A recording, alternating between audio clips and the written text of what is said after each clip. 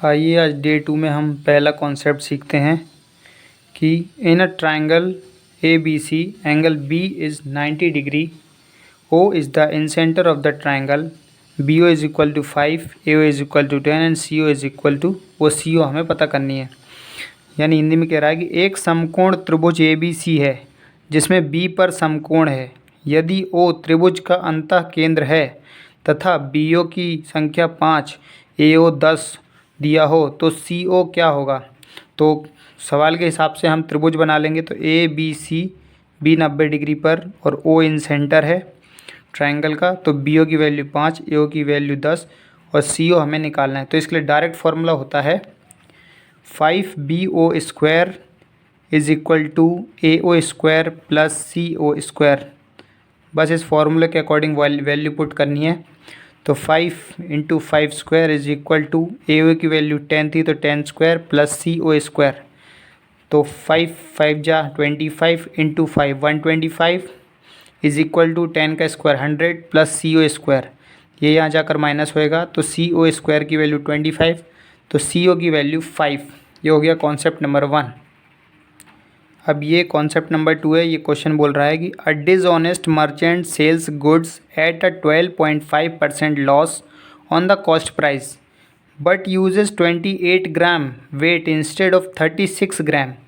What is his percentage profit और loss. यानी एक बेईमान दुकानदार जो है वो क्रय मूल्य यानी कॉस्ट प्राइस पर 12.5% लॉस पर बेच रहा है, लेकिन 36 ग्राम वेट की बजाय वो 28 ग्राम वेट का यूज़ कर रहा है, तो उसे कितने परसेंट प्रॉफिट या लॉस हो रहा है।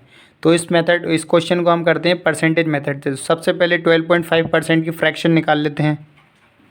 12.5% की फ्रैक्शन कितनी होती है 1/8। तो हम इसे CP और SP के रेशियो से करते हैं। तो क्या बोल रहा है 12.5% के लॉस पर बेच रहा है, यानी 8 की चीज़ को वो 7 में बेच रहा है, ठीक है। और 36 ग्राम वेट यूज़ कर रहा है 28 ग्राम की जगह, यानी उसे बेचना चाहिए थी चीज़ 36 ग्राम की, लेकिन उसके पास से जा रही है सिर्फ 28 ग्राम की। तो अब हम इसे सॉल्व करके देखते हैं। तो ये हो रहा है 28, इसे हम काटेंगे। तो सबसे पहले हम इसे काट लेते हैं 7 1 जा 7 4 जा 4 1 जा 4 9 जा, तो 8:9 आ रहा रेशियो। और जो प्रॉफिट या लॉस परसेंट निकलता है वो कॉस्ट प्राइस पर निकलता है, यानी कि कॉस्ट प्राइस पे एक ज़्यादा पर बेची, यानी कि एक का फ़ायदा है 8 यानी कॉस्ट प्राइस पर, परसेंटेज के लिए 100 यानी कि 12.5% का प्रॉफिट हुआ है। ये हमारा answer. Concept number 3, the mean proportion of 169 and 144, यानी 169 और 144 का मध्यानुपाती निकालना है। तो मीन प्रोपोर्शन का मतलब क्या होता है, बीच की वैल्यू यानी A/X is equal to X/B। इसे हम कैसे लिखेंगे X square is equal to AB, और इसे और कैसे लिख सकते हैं X is equal to root AB। ये हमारा मीन प्रोपोर्शन होता है।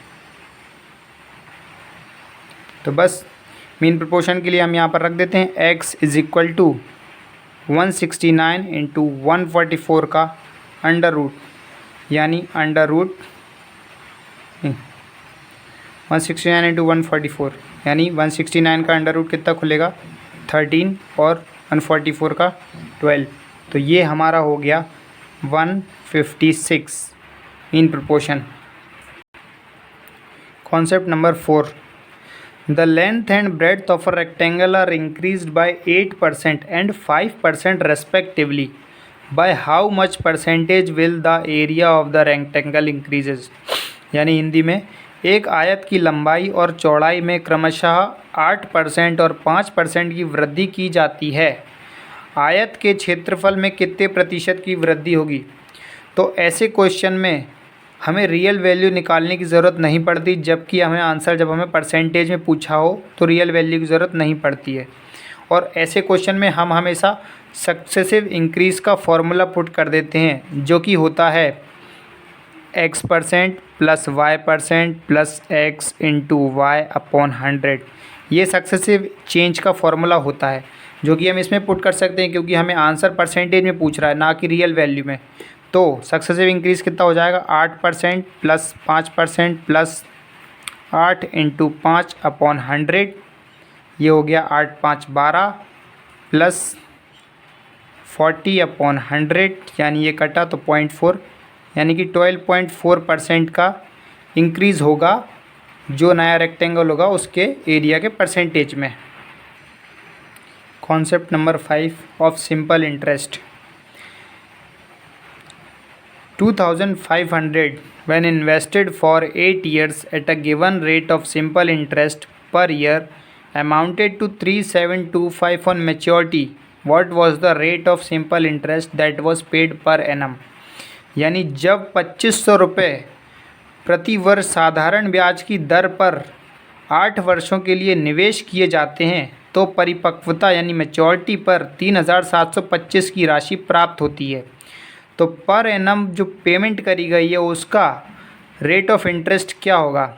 तो इसके लिए हम सिंपल इंटरेस्ट का फॉर्मूला लगा देंगे जो होता है principal into rate into time upon 100 is equal to simple interest. अब हमारे पास प्रिंसिपल दिया हुआ है 2500, रेट हमें निकालनी है, टाइम दिया हुआ है 8 साल अपॉन 100। सिंपल इंटरेस्ट नहीं दिया तो सिंपल इंटरेस्ट निकालने के लिए जो कितना 8 सालों में सिंपल इंटरेस्ट लिया है वो हम फाइनल अमाउंट में से प्रिंसिपल अमाउंट माइनस कर देंगे तो हमारा सिंपल इंटरेस्ट आ जाएगा 3725 माइनस 2500, तो ये हो जाएगा 1225। तो ये हमारा सिंपल इंटरेस्ट हो गया जो हमें 8 सालों तक मिला है। अब हम इसे काट देंगे पूरा, तो 0 से 0 काट दिया तो rate is equal to 1225 upon 25 8 जा 200, तो ये हो गया हमारा 6.125% पर एनम की rate percent. Fifth concept, if 17 cube plus 7 cube upon 17 square plus 7 square minus K is equal to 24 then what is the value of K, यानी के का मान निकालना है। तो ऐसे क्वेश्चन में हमें हमेशा बस एक चीज़ देखनी है, ये ऊपर प्लस का साइन है तो 17 प्लस 7 24 हो रहा है, हाँ 24 हो रहा है, और नीचे यहाँ माइनस का साइन है, ठीक है। तो हम इसमें एक ही चीज़ पुट कर देंगे, 17 और 7 का मल्टीप्लाई कर देंगे, वही हमारा आंसर होगा। 17 इंटू 7 इज इक्वल टू 119, यही हमारे के की वैल्यू भी है। और अगर यहाँ पर के के सामने प्लस होता और यहाँ पर माइनस होता और ये 24 की जगह 17 माइनस 7 10 लिखा होता तब भी हम सेम चीज़ करते। बस हमें ये देखना है ये साइन रिवर्स हो और यहाँ पर जो साइन हो वो एक्शन यहाँ पर आ रहा हो। जैसे प्लस दिया है तो प्लस हो रहा है 17 प्लस 7, और माइनस होता तो 17 माइनस 7 होता, तो हम बस इन दोनों वैल्यू का मल्टीप्लाई कर देते हैं, वह हमारे के की वैल्यू होती है। इस कॉन्सेप्ट को क्लियर करने के लिए एक और क्वेश्चन देख लीजिए। 17 का क्यूब माइनस 7 का cube upon 17 square plus 7 square plus P, और यहाँ पर 40 दिया है और यहाँ ये वैल्यू 4 दी है।